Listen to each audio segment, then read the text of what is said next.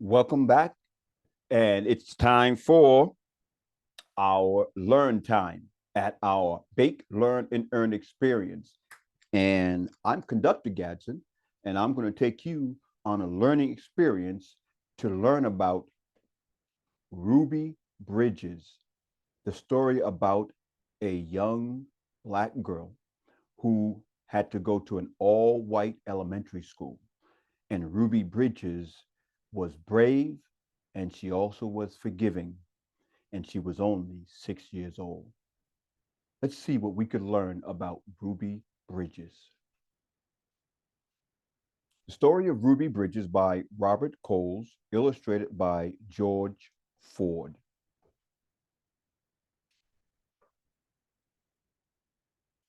The Story of Ruby Bridges by Robert Coles, illustrated by George Ford. Our Ruby taught us all a lot. She became someone who helped change our country. She was a part of history. Just like generals and presidents are part of history, they're leaders, and so was Ruby. She led us away from hate.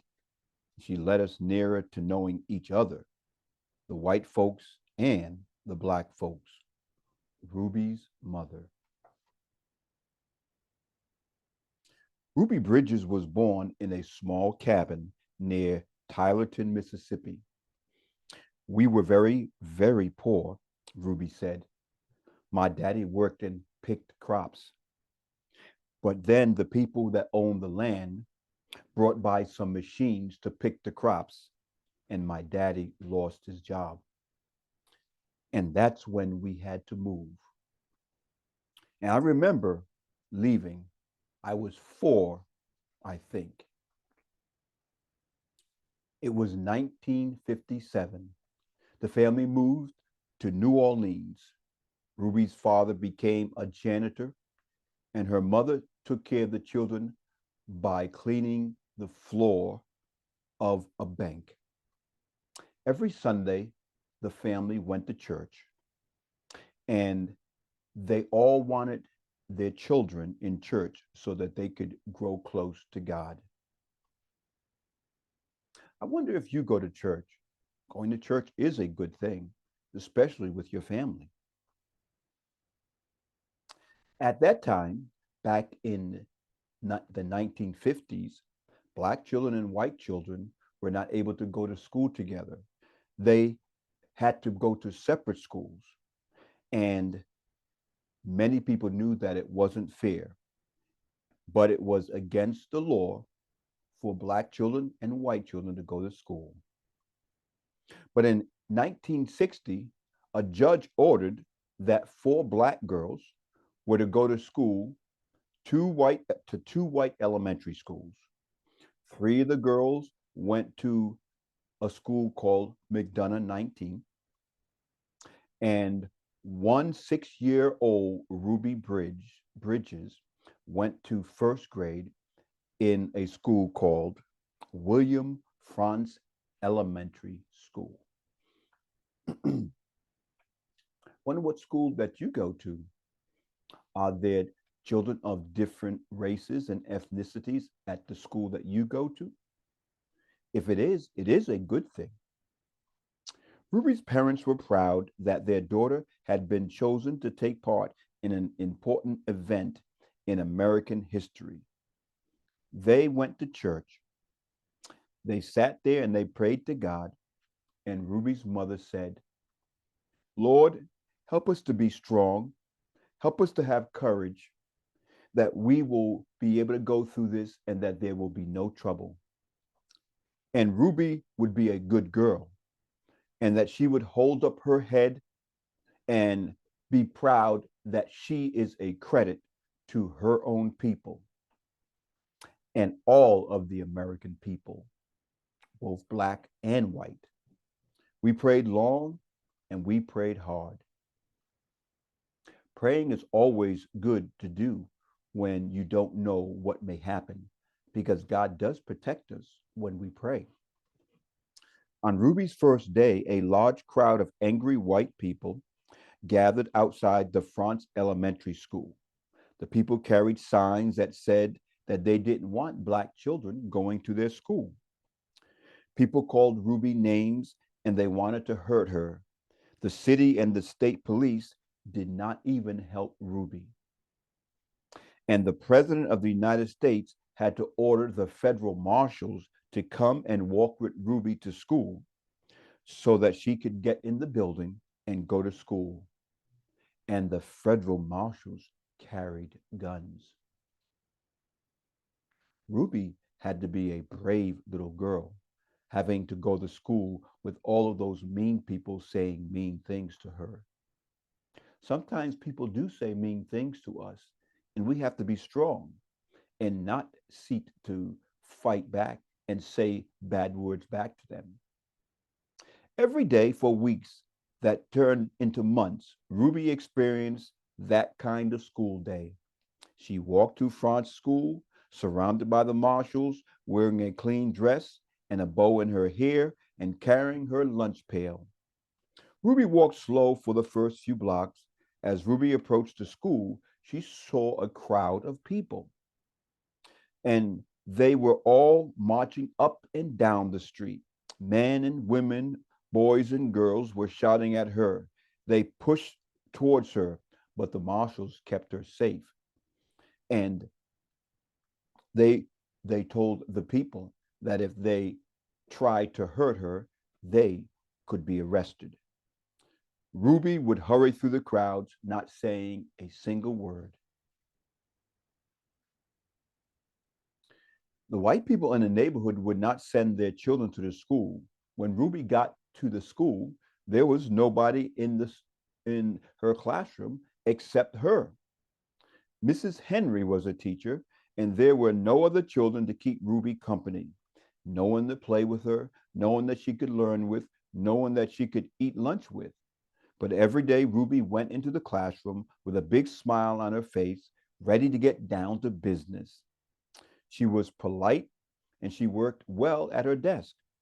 Mrs. Henry seemed to look at her and think sometimes, I wonder if she's nervous or anxious or irritable or scared, but not really showing it. She seemed to be normal and relaxed as any child I have ever taught. So Ruby began learning how to write, how to read, and it was all in an empty classroom, in an empty building with just her teacher, Mrs. Henry. I wonder how your teacher teaches you. With a lot of children in the class, I wonder how many children you have in your class. Sometimes I would look at her, said Mrs. Henry, and wonder how she did it, how she went through the mobs and sat here all by herself, yet seemed to be so relaxed and comfortable. Mrs. Henry would question Ruby in order to find out if the girl was really nervous and afraid, even though she seemed so calm and confident. But Ruby would always say that she was doing fine. The teacher decided to wait and see if Ruby would keep on being so relaxed and so hopeful, or if she would gradually begin to wear down, or even decide that she no longer wanted to go to school. How would you have held up in the school? Would you have been afraid? Would you have been wanting to go home? Would you not been able to learn because there was nobody with you? Then one morning, something happened. Mrs. Henry stood by the window in her classroom, and as she usually did, she watched Ruby walk towards the school, but suddenly Ruby stopped. What do you think was getting ready to happen? Right in front of the mob, she stopped. The mob was howling and screaming, and she stood there facing all those men and women, and she seemed to be talking to them. I wonder what she was saying. Mrs. Henry saw Ruby's lips moving and wondered what Ruby could be saying. The crowd seemed ready to kill her. The marshals were frightened. They tried to persuade Ruby to move along. They tried to hurry her into the school, but Ruby wouldn't budge. Then Ruby stopped talking and walked into the school building. Ruby must have been doing something that she felt was very important. When she went into the classroom, Mrs. Henry asked her, "What happened?" Mrs. Henry told Ruby that she'd been watching her through the window, and that when Ruby stopped and talked to the people and the mob became very irritated, she was wondering why Ruby stopped and talked with them. She said, "Ruby, I saw you talking, and I saw your lips moving." But Ruby said, "I wasn't talking. I was praying. I was praying for them." Every morning, Ruby had stopped a few blocks away from the school to say a prayer for the people that hated her. This morning, she had forgotten, and so she had already almost got to the school, and she was in the middle of the crowd, and she said, "I still need to pray." When school was over for that day, Ruby hurried through the crowd. She walked a few blocks. The crowd was behind her. Ruby said the prayer she repeated twice a day. She said it before school and she said it after school. And this was the prayer: "Please, God, try to forgive those people, because even if they say those bad things, they don't know what they're doing. So you could forgive them, just like you forgave those folks long time ago when they said those terrible things about you."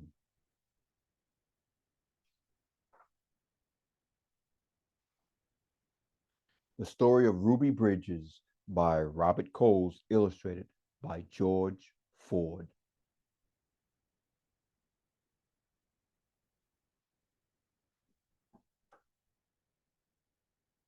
And so now I want to send you to our website at bakingjunction.org, and you can go to the Earn section and you can answer some questions about Ruby Bridges and how we put together our pineapple upside down cake, and you can earn some prizes.